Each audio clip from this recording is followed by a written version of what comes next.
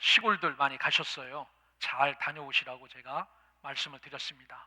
예배 마치고 가시는 분들도 계십니다. 잘 다녀오시고 가족들에게 좋은 만남, 참 예수 믿더니 예수 믿는 사람은 다르구나라는 것을 꼭 보여드리고 오시길 바랍니다. 자, 운동은 짝이 있어야 재밌습니다. 그리고 보통 운동은 다 짝이 있는 운동입니다. 뭐 탁구를 치더라도 혼자 칠 수 없지요. 짝이 있어야 되죠. 그런데 혼자 해도 되는 운동이 있어서 가끔 했습니다. 그게 여러분 무슨 운동인지 아십니까? 숨쉬기 운동이라고 생각하시면 안 됩니다. 자전거를 타는 운동을 해봤습니다. 그래서 제가 중국에 있을 때, 중국에서 살면서 이 남자 구경을 하기가 힘들어요. 중국은. 왜냐하면은 놀아도 한국 사람하고 놀아야 되는데 이분들은 해 뜨기 전에 벌써 다 출근해요. 그러니까 남자가 없지요. 뭐 혼자 놀 수도 없고 자전거를 좀 탔습니다. 그래서 한국 와서도 요 자전거를 좀 타봐야 되겠다라고 해서 자전거를 중국에서 타던 거를 버릴 수 없어서 싸서 가지고 왔어요. 여러분 보여드릴까요?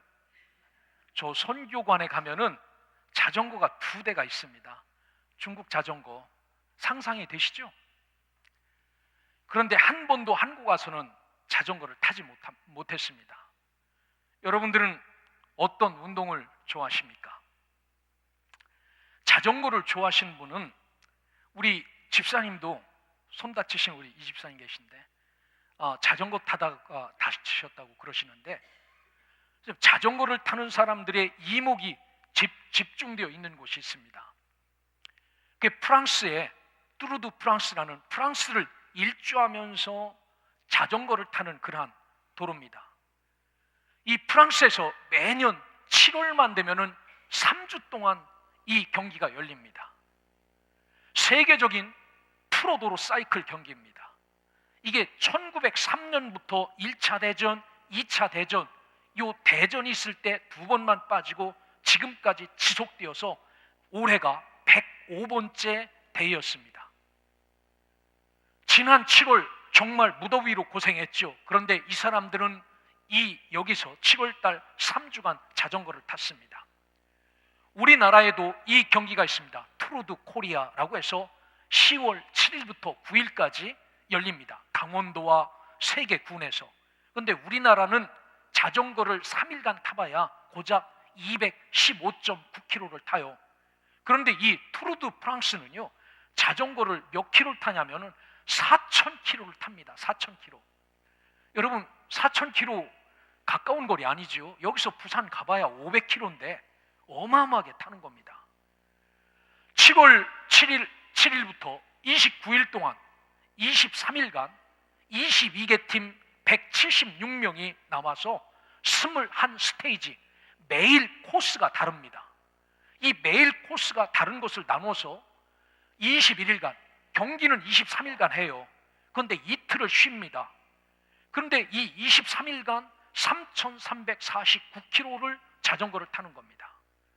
이 3,349km를 오늘 1등한 선수가 있는데 83시간 17분 13초로 우승을 했습니다.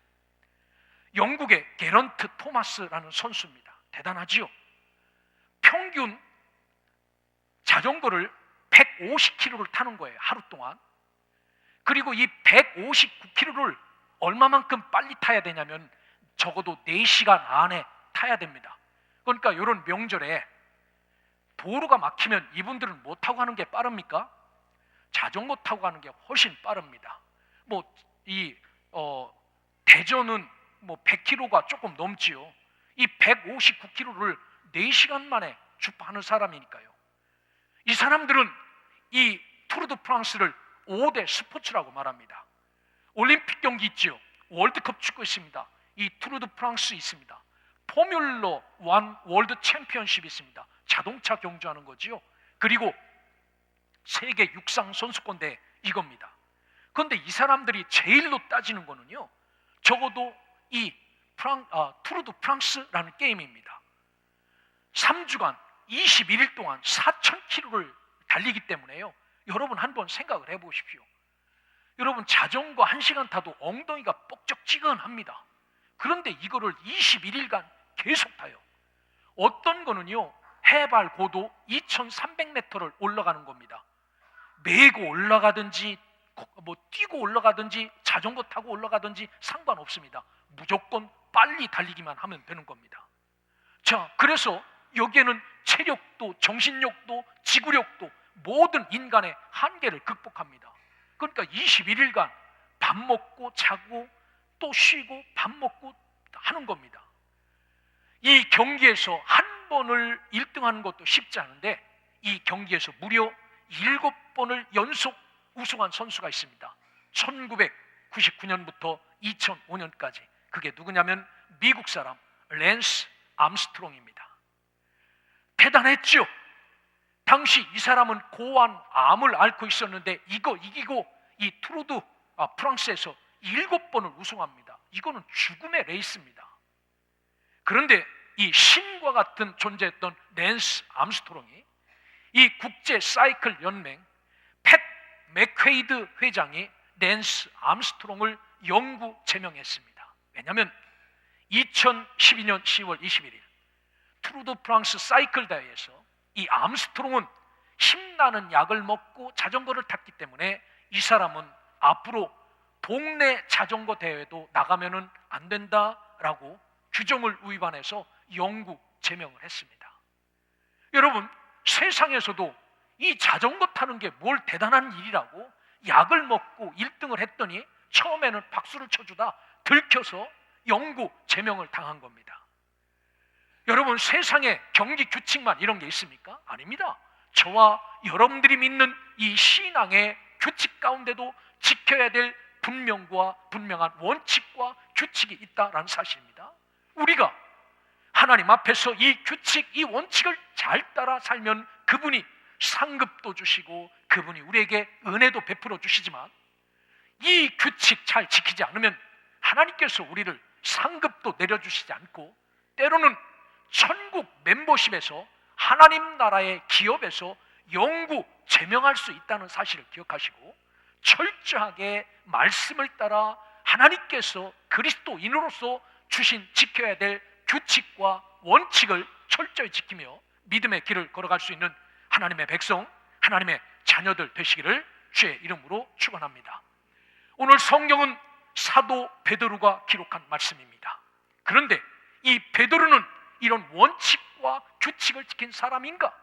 여러분, 베드로는 원칙과 규칙을 지키지 못했던 사람입니다. 왜냐하면 이에게는 누구에게도 꺼내놓기 부끄러운 아킬레스건이 있었습니다.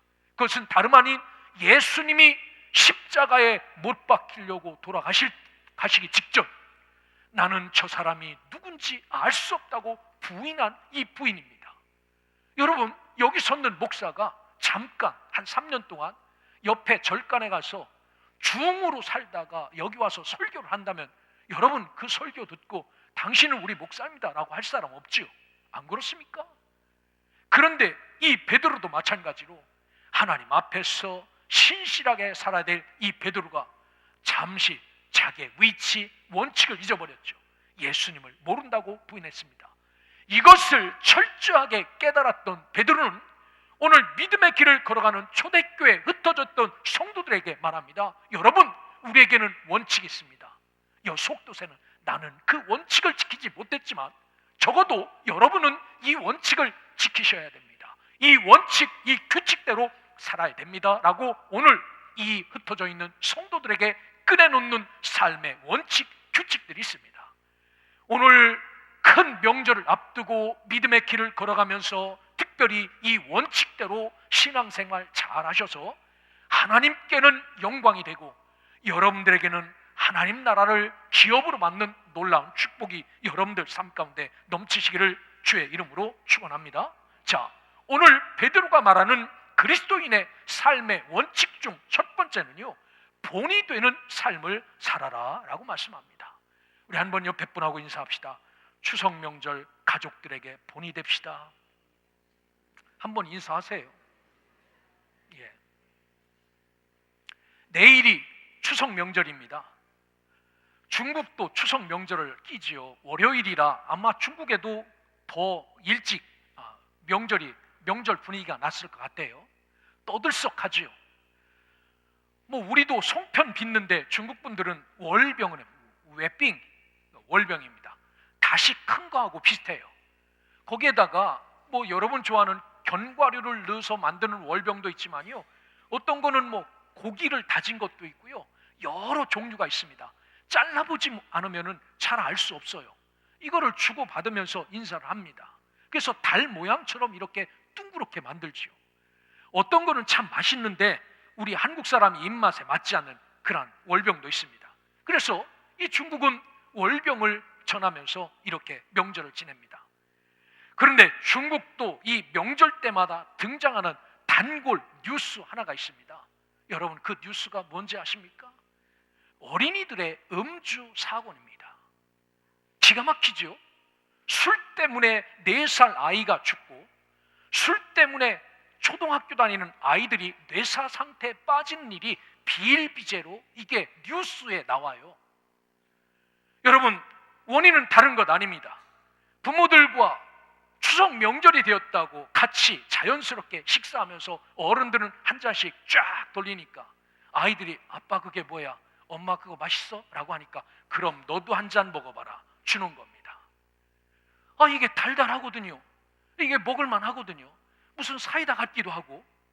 그러니까 엄마 아버지가 집을 비우면요, 이 아이들이 먹으려고 냉장고에 싸놨던 이거를 다 먹고 나서 이 아이들이 술 때문에 뇌사 상태에 빠지고 이런 일이 비일비재해요. 여러분, 명절 때 가족 만나 본이 되는 삶을 살아가시기를 주의 이름으로 축원합니다. 여러분들이 먼저 찬송합시다, 기도합시다 라고 해야지 오늘은 한 잔 안 하십니까? 이렇게 먼저 꺼내시면 안 됩니다. 그렇게 하셔야 됩니다. 예. 왜냐하면 오늘 성경은 그래요. 베드로는 본을 보이지 못했습니다. 베드로에게는 실수가 있었습니다. 예수님을 모른다고 부인했던 이 본을 보이지 못했던 이 삶이 너무나도 한이 되어 하나님 앞에서 교회 일을 하든지 세상 일을 하든지 세워놓은 그 자리에서 여러분들은 본이 되어 삶을 살아야 됩니다 라고 외치는 말씀입니다. 그래서 성경은 이 본이라는 티포스라는 헬라어는요, 어떤 뜻이냐면요, 음과 자국이라는 말씀입니다. 여러분, 흰눈이 쫙 온 그 새벽 이른 아침에 아이하고 이 밖으로 나오면은 눈이 많이 와서 무릎까지 차면은 아버지가 먼저 눈길을 걷죠. 얘야, 아빠 뒤를 꼭 아빠가 밟은 발자국을 밟고 따라오너라 하고 걸어가죠. 그럼 아이는 아빠가 밟고 간 발자국을 그대로 밟고 따라오지요. 이게 바로 티포스입니다. 이게 본입니다. 성경이 말하는 본이지요. 그래서 여기에는 형체도 있고 형태도 있고 식양도 있고 본보기도 있다라는 많은 의미가 담겨져 있습니다. 오늘 저와 여러분들은 믿음의 길을 걸어가면서 그리스도인으로서 성도들에게 본이 되는 삶을 사셔야 됩니다. 오늘 저와 여러분들은 한 부모의 자녀 또한 자식의 어미로 아비로 살면서 오늘 자식들에게 본이 될 뿐만 아니라 우리 부모들에게도 잘 큰 본이 되고 부모님 앞에서 참 내 자식 꺼내놓고 자랑하고 싶을 만큼 그렇게 본이 되는 삶을 살아야 됩니다. 이게 성경이 우리에게 요구하시는 이 모습, 이게 원칙, 이게 하나님 앞에서 규칙이다라고 말해요. 그래서 베드로는 본을 잘 보인 사람은 아니지만 그가 사도로 회심한 후에 흩어져 믿음 생활하는 성도들에게 여러분은 어디에 세움을 받든지 반드시 귀담아 본 잘 보이는 삶을 살아야 됩니다라고 당부하는 것입니다. 오늘 큰 명절을 앞에 놓고 정말 마음 분주하지만 오늘 여러분들을 세우고 내일 여러분들을 세우는 그 자리마다 하나님 앞에서 말씀 앞에서 본을 보이며 좋은 것에 본을 보이며 하나님의 일에 본을 보이며 살아갈 수 있는 신실한 주의 백성, 주의 자녀들 되시기를 주님의 이름으로 축원합니다. 두 번째 성경이 우리에게 말씀하시는 삶의 원칙은요, 겸손의 원칙입니다. 5절부터 6절입니다. 오늘 이 아침에 예배하는 우리 교회 성도들 모두는 이 겸손한 성도가 되어야 되는데, 특별히 하나님과 사람 앞에 귀중히 여김을 받을 수 있을 만큼, 존중이 여김을 받을 수 있을 만큼 존귀한 겸손의 사람들 되시기를 주의 이름으로 축원합니다. 이 성경에 겸손하다라는 프라테우스라는 헬라어는요, 자신보다 다른 사람을 존귀하게 높이 여기는 그러한 자세와 행동을 이야기합니다. 여러분, 그래도 우리는 다 꺼내놓으면 말할 자랑들이 있습니다. 나 이런 사람이라고 말할 수 있는 그런 게 있습니다. 누구도 있죠. 이렇게 살지만 그리스도 아래에서는요, 프라우테스입니다. 프라테스, 자신보다 다른 사람을 존귀하게 높이는 이 삶을 살아야 됩니다. 왜냐하면 예수님이 이런 삶을 살았기 때문에 우리가 이런 삶을 살아야 된다라고 말씀합니다.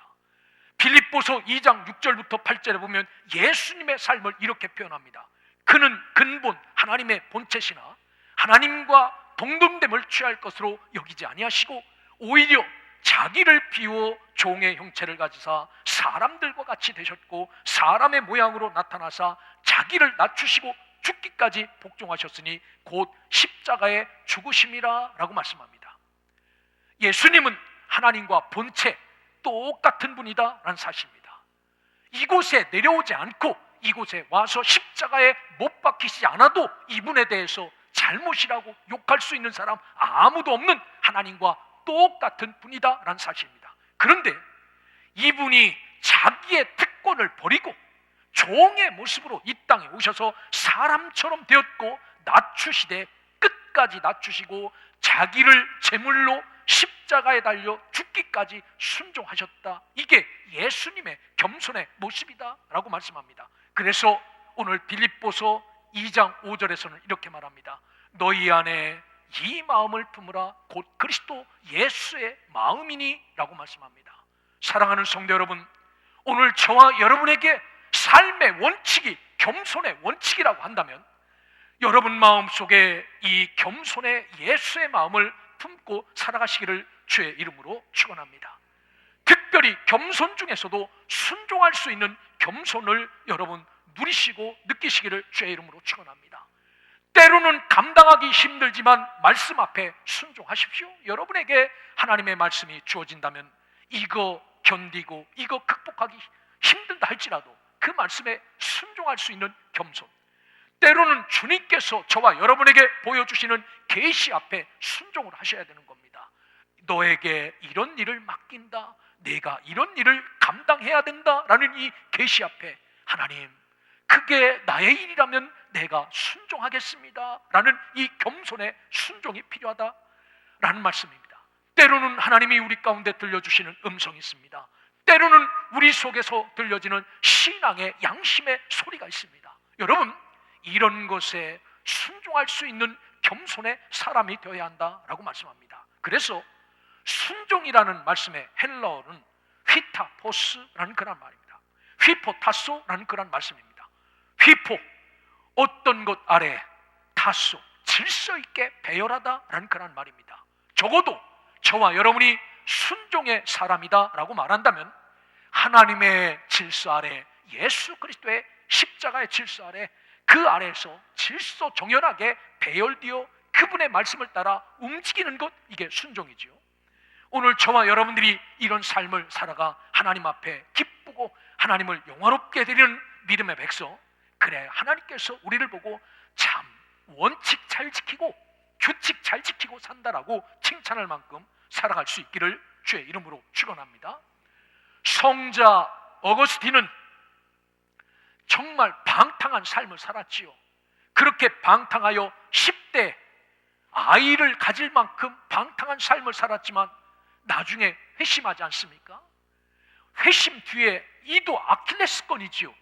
10대 아이를 뒀었던 그러한 그 아버지였었는데, 그런데 이 사람이 얼마나 하나님 닮은 모습, 예수님 닮은 모습을 살았으면 이렇게 산 사람들을 세인트, 성자라고 불렀겠습니까? 그래서 이 어거스틴을 따르는 사람들이 참 많았습니다. 이 어거스틴 제자들이 하루는 찾아와서 묻습니다. 선생님, 기독교의 가장 기본되는 덕목이 뭡니까? 믿음입니까? 참 믿음의 이야기가 많이 나옵니다. 기독교의 덕목이 사랑입니까? 아니면 감사입니까? 아니면 충성입니까? 선생님 생각에는 이것들 중에 무엇이 기독교인의 덕목이라고 생각합니까? 라고 물어요. 이때 어거스는 아주 점잖은 목소리로 기독교의 근본되는 덕목은 겸손이다 라고 말씀합니다. 그러면 두 번째는 사랑입니까? 두 번째도 겸손이다. 그리고 세 번째도 겸손이고 네 번째도 겸손이고 마지막도 겸손이다 라고 말씀합니다. 이게 성 어거스틴이 제자들에게 이야기했던 고백입니다. 사랑하는 여러분, 오늘 우리의 삶의 첫째 덕목도 겸손이고 마지막 덕목도 겸손이라고 한다면 처음과 끝이 같은 겸손의 사람, 이것이 하나님이 원하시는 삶이고 이것이 그리스도인의 덕목이고 진짜 원칙이라면 오늘 세우신 곳에서 저와 여러분이 이 겸손의 모습을 품고 이 겸손의 삶을 가지고 살아갈 수 있기를 주의 이름으로 축원합니다. 그래서 에베소서 4장 2절은 모든 겸손과 그 위에 온유도 놓고 오래 참음도 놓고 사랑도 놓고 그 위에 용납도 놓아라 라고 말합니다. 밑바닥은 겸손이다라는 겁니다. 겸손 위에 온유도 놓고 오래 참음도 놓고 사랑도 놓고 용서도 놓아라 라고 말씀합니다. 오늘 겸손 위에 이런 것 놓고 하나님 앞에 살아갈 수 있는 성도들 되시기를 주의 이름으로 축원합니다. 어떻게 겸손할 수 있습니까? 나의 생명줄을 붙잡고 계신 분이 하나님이라고 인식한다면요, 우리는 하나님 앞에서도 사람 앞에서도 겸손할 수 있습니다. 여러분에게 이런 겸손이 풍성하기를 주님의 이름으로 축원합니다. 세 번째, 그리스도인의 삶의 원칙 중 성경이 7절에서 이렇게 말합니다. 너희 염려를 다 주께 맡기라, 이는 그가 너희를 돌보심이라 라고 말합니다. 오늘 우리 그리스도인의 원칙은 맡기는 것이 우리의 삶의 원칙이다 라고 말해요. 염려가 무슨 뜻이냐면요, 헬라어로 성경에 써 있는 원어로 메림나라는 그런 이야기입니다. 걱정, 근심, 염려라는 것이 다 포함된 이 단어가 메림나라는 겁니다. 여러분, 오늘 걱정 없습니까? 걱정 있지요.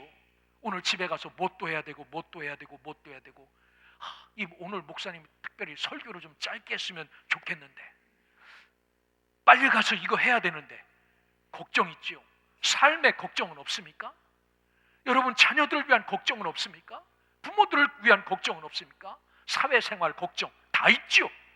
오늘 그런데 이런 염려, 이 메림나를 다 주님께 맡기라, 이는 그가 너희를 돌보심이라 라고 말해요. 이 맡기다가 어떤 뜻이냐면요, 에필 흐립토라는 헬라어입니다. 위에 던지다, 그 위에 얹어 놓다, 그 위에 두다라는 그런 말입니다.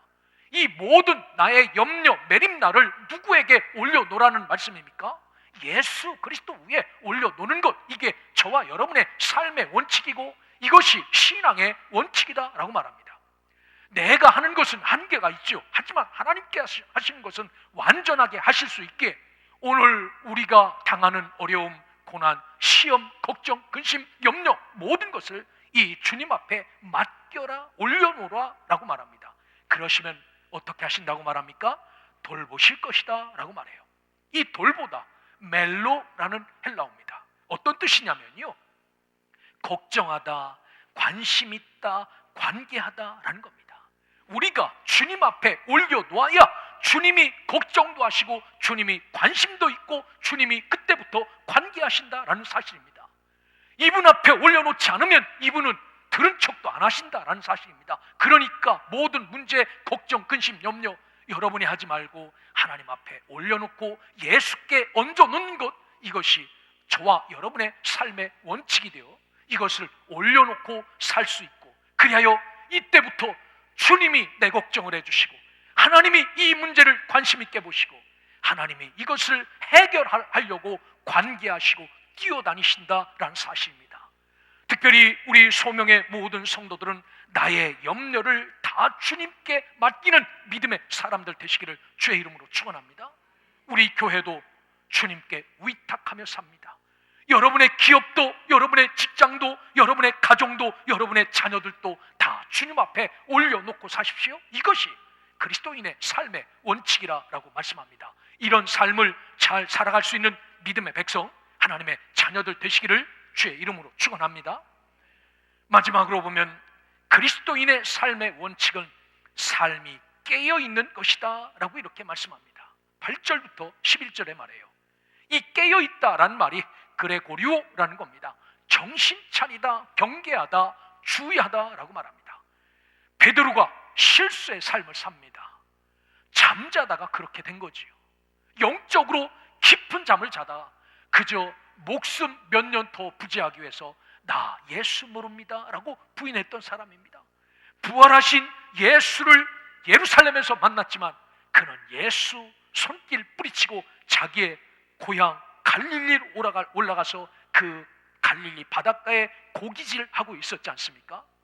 오늘 저와 여러분들의 삶의 원칙은 지금 너무너무 풍요로운 세상입니다. 얼마나 좋은지 알 수 없습니다. 내가 하고 싶은 것 다 해도 세상 욕하는 사람 없습니다.